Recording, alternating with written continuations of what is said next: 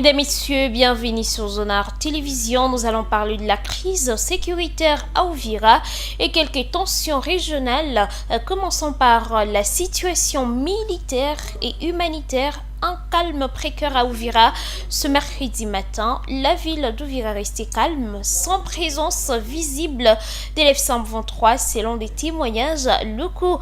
Toutefois, la situation demeure incertaine avec deux combats récents au nord et à l'ouest de la ville. Avancée de l'F-123 soutenue par le Rwanda, selon Kinshasa et plusieurs partenaires internationaux, prend le contrôle désormais de cette ville stratégique d'Uvira après avoir conquis Luvungi et progressé vers Sangué, abordant alors la question de la crise humanitaire. Environ 20 000 personnes ont fui vers Bujumbura au Burundi le 9 décembre 2025, s'ajoutant alors aux vagues de déplacés internes dans le site Kivu. Différentes accusations croisées entre Kigali, Kinshasa et Bujumbura. Parlons-en. Le Rwanda, dans un communiqué du 10 décembre 2025, Kigali accuse la République démocratique du Congo et le Burundi de violer les cessez-le-feu des accords de Washington. Il dénonce des bombardements menés par les FARDC et les FDLB et les FDLR et des milices ayant forcé l'AFC M23 à réagir.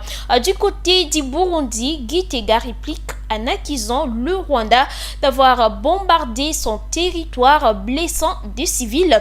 Le ministre burundais des Affaires étrangères évoque alors des attaques répétées depuis le 2 décembre 2025, y compris par drone, et menace d'exercer un droit de poursuite. Quelques réactions internationales. Quant à les groupes de contacts internationaux composés des 10 pays et de l'Union européenne, les GCI, expriment une profonde préoccupation face à l'escalade militaire autour d'Uvira. Il appelle l'F-123 et les RDF à cesser leurs offensives. Le Rwanda a retiré ses troupes de l'Est de la République démocratique du Congo, comme le stipule la résolution 2773 de l'ONU. Tout le parti à garantir également un accès humanitaire sans entrave. Alors, parlant de la diplomatie, relance du processus de Doha, Bertrand Bissimois, coordonnateur adjoint de l'F-123, annonce un nouveau round des négociations à Doha sous médiation qatari.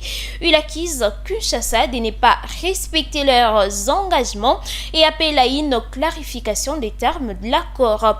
Et pour finir, mesdames, messieurs, nous allons comprendre que les conflits opposent désormais indirectement le Rwanda et le Burundi, deux pays aux relations déjà tendues. Les soutiens présumés du Rwanda au M23 et l'engagement militaire du Burundi aux côtés des FARDC font craindre alors une confrontation directe entre les deux voisins. Mesdames, messieurs, merci de nous avoir suivis, merci de nous avoir regardés. Abonnez-vous pour ne rien rater.